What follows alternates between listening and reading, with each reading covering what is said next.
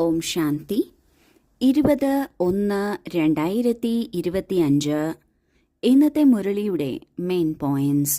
മധുരമായ കുട്ടികളെ, ജ്ഞാനത്തിന്റെ ധാരണയോടൊപ്പമൊപ്പം സത്യുഗി രാജധാനിക്കായി ഓർമ്മയുടെയും പവിത്രതയുടെയും ബലം ശേഖരിക്കൂ.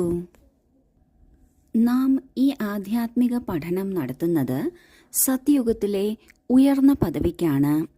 ആ ഉയർന്ന പദവി എന്നത് രാജ്യാധികാരി പദവിയാണ്.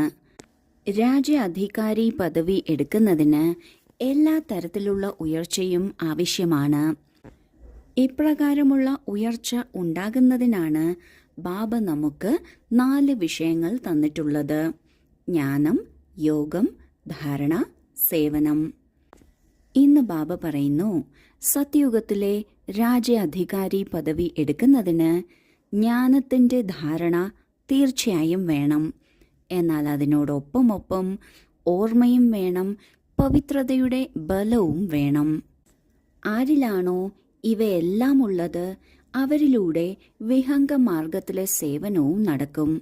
ഇപ്രകാരം രാജ്യാധികാരത്തിന് യോഗ്യരാകുകയും ചെയ്യും. അതിനാൽ ജ്ഞാനത്തിന്റെ ധാരണയോടൊപ്പം പവിത്രതയുടെയും ഓർമ്മയുടെയും ബലം ശേഖരിക്കണം. ആദ്യത്തെ ചോദ്യം: ഇപ്പോൾ നിങ്ങൾ കുട്ടികളുടെ പുരുഷാർത്ഥത്തിന്റെ എന്ത് ലക്ഷ്യമാണ് ഉണ്ടാകേണ്ടത്?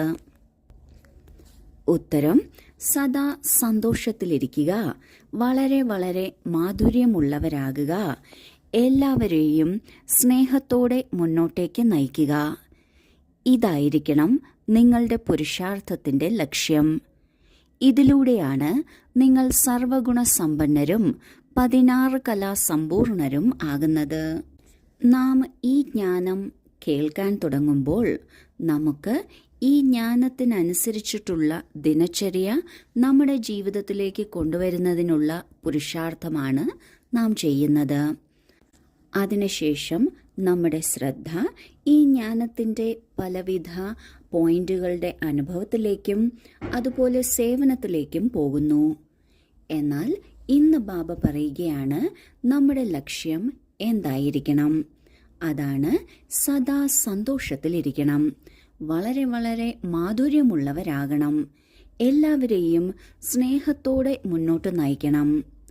സദാ സന്തോഷത്തിലിരിക്കുക എന്നാൽ നമ്മുടെ ഉള്ളിൽ ദുഃഖത്തിന്റെ ഒരു കണിക പോലും ഉണ്ടായിരിക്കരുത്. അല്പം പോലും ദുഃഖിക്കുന്നതിന് ഒരു കാരണം ഉള്ളിലുണ്ടാകരുത്. ഈ കാരണങ്ങളെല്ലാം എല്ലാ തരത്തിലുള്ള കർമ്മക്കണക്കുകളും നാം തീർത്ത് വരിക തന്നെ വേണം. അപ്പോഴാണ് സന്തോഷത്തിലിരിക്കാൻ സാധിക്കുന്നത്.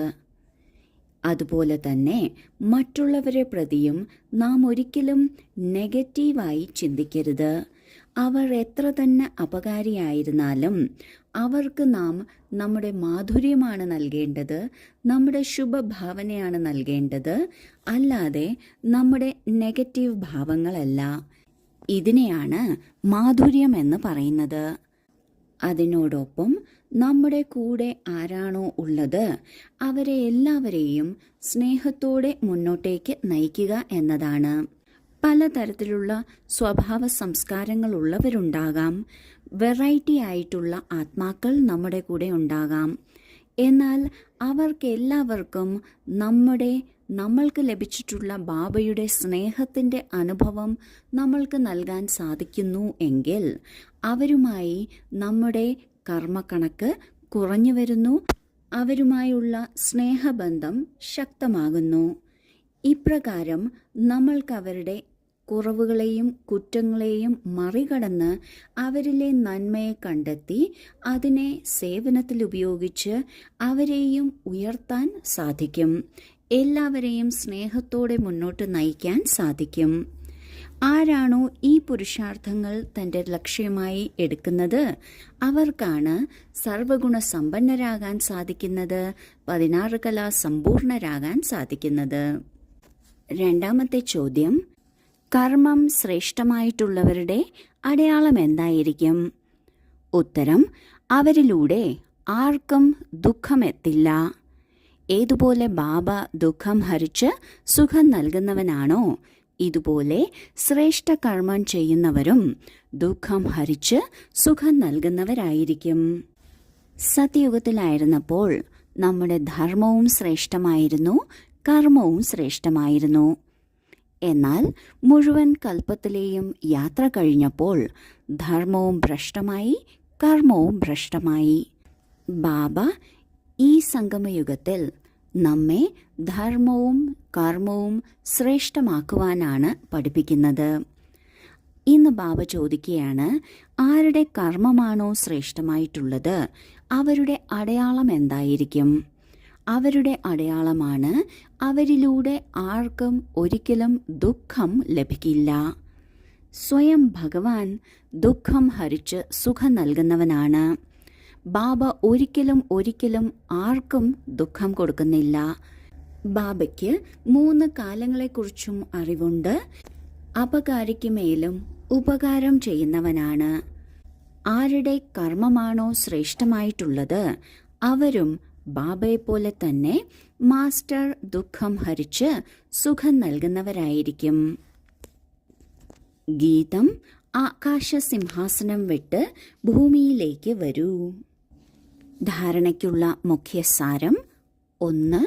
ബാബയിലൂടെ ലഭിച്ചിട്ടുള്ള ജ്ഞാനവും സമ്പത്തും ഓർമ്മയിൽ വെച്ച് സദാ ഹർഷിതരായിരിക്കണം. ജ്ഞാനയോഗമുണ്ടെങ്കിൽ സേവനത്തിലും തൽപരരായിരിക്കണം. 2. സുഖധാമത്തെയും ശാന്തിധാമത്തെയും ഓർമ്മിക്കണം. ഈ ദേവതകളെപ്പോലെ മധുരമായിരിക്കണം. അപാര സന്തോഷത്തിലിരിക്കണം. ആത്മീയ ടീച്ചറായി ജ്ഞാനദാനം ചെയ്യണം. ആദ്യത്തെ പോയിന്റിൽ ബാബ പറയുന്നു, ഈ ലോകം ദുഃഖധാമമാണ്. ഈ ദുഃഖധാമത്തെ നോക്കുകയാണെങ്കിൽ നമ്മുടെ മനസ്സിലേക്കും ദുഃഖമുണ്ടാകാൻ സാധ്യതയുണ്ട്. എന്നാൽ നമ്മളുടെ ശ്രദ്ധ ഈ ജ്ഞാനത്തിലേക്കും അതുപോലെ നമ്മൾക്ക് ലഭിക്കാൻ പോകുന്ന സമ്പത്തിനെക്കുറിച്ചും ആണെങ്കിൽ ഈ ലോകത്തിൽ തന്നെ നിന്നുകൊണ്ടും ഈ ലോകത്തിലുള്ള ഉത്തരവാദിത്വങ്ങൾ നിറവേറ്റിക്കൊണ്ടും നമുക്ക് സന്തോഷമായിരിക്കാൻ സാധിക്കും. അതിനോടൊപ്പം സേവനത്തിലും തൽപരരായിരിക്കണം. രണ്ടാമത്തെ പോയിന്റിൽ ബാബ പറയുന്നു, സുഖധാമത്തെയും ശാന്തിധാമത്തെയും ഓർമ്മിക്കണം. നാം എവിടേക്ക് പോകുന്നു, ഏതാണ് നമ്മളുടെ വീട്, ഇവ രണ്ടും ഓർമ്മയുണ്ടായിരിക്കേണ്ടത് ജീവിതത്തിൽ മുന്നേറുന്നതിന് അത്യാവശ്യമാണ്. നാം ദേവീ ദേവതയാകാൻ പോവുകയാണ്. അതിനാൽ അവരെ പോലെ മാധുര്യമുള്ളവരായിരിക്കണം. നെഗറ്റീവിൻ്റെ അംശം പോലും ഇല്ലാത്തതിനെയാണ് മധുരത അല്ലെങ്കിൽ മാധുര്യം എന്ന് പറയുന്നത്. ഒപ്പം സന്തോഷത്തിലുമിരിക്കണം. നാം ആത്മീയ ടീച്ചറായി മറ്റുള്ളവർക്ക് ജ്ഞാനം ദാനം ചെയ്യണം. വരദാനം: ദേഹം, സംബന്ധം, വൈഭവങ്ങൾ ഇവയുടെ ബന്ധനത്തിൽ നിന്ന് സ്വതന്ത്രരായി ബാബയ്ക്ക് സമാനം കർമാതീതമായി ഭവിക്കട്ടെ. ആരാണോ നിമിത്തമായി ഡയറക്ഷൻ അനുസരിച്ച് കുടുംബം സംരക്ഷിച്ചുകൊണ്ടും ആത്മീയ സ്വരൂപത്തിലിരിക്കുന്നത്, മോഹം കൊണ്ടല്ല, അവർക്ക് ഇപ്പോൾ ഓർഡർ കൊടുക്കുകയാണ്, വന്നോളൂ എങ്കിൽ അവർ വരിക തന്നെ ചെയ്യും. സൈറൻ മുഴങ്ങിയാൽ ചിന്തിക്കുന്നതിന് പോലും സമയം പോകരുത്. അപ്പോൾ പറയും നഷ്ടമോഹ എന്ന്. ഇതിനാൽ സദാ സ്വയം ചെക്ക് ചെയ്യണം. ദേഹത്തിൻ്റെ ബന്ധങ്ങളുടെ വൈഭവങ്ങളുടെ ബന്ധനം തൻ്റെ വശത്തേക്ക് വലിക്കുന്നില്ലല്ലോ. എവിടെ ബന്ധനമുണ്ടോ അവിടെ ആകർഷണമുണ്ടാകും. എന്നാൽ ആര് സ്വതന്ത്രരാണോ അവർ ബാബയ്ക്ക് സമാനം കർമാതീത സ്ഥിതിയുടെ സമീപമായിരിക്കും. ഈ ദേഹം, ബന്ധങ്ങൾ, വൈഭവങ്ങൾ ഇവയെല്ലാം സേവനത്തിനായി ബാബ നമ്മൾക്ക് തന്നിട്ടുള്ളതാണ്. ഇവയെല്ലാം സംരക്ഷിച്ചുകൊണ്ടും നാം ബാബയുടെ ഓർമ്മയിൽ നിമിത്തമായി ഇരിക്കണം. അല്ല എങ്കിൽ, മോഹമുണ്ട് എങ്കിൽ, ബന്ധനമുണ്ട് എങ്കിൽ അതിൻ്റെ ഓർമ്മ ആകർഷിച്ചുകൊണ്ടിരിക്കും. നഷ്ടമോഹയാണെങ്കിൽ എപ്പോൾ ഓർഡർ ലഭിച്ചോ അപ്പോൾ എല്ലാം വിട്ടുവരാൻ സാധിക്കും. സ്ലോഗൻ: സ്നേഹത്തിനും സഹയോഗത്തിനുമൊപ്പം ശക്തിരൂപവുമാകൂ, എങ്കിൽ രാജധാനിയിൽ മുന്നിലത്തെ നമ്പർ ലഭിക്കും. ഓം ശാന്തി.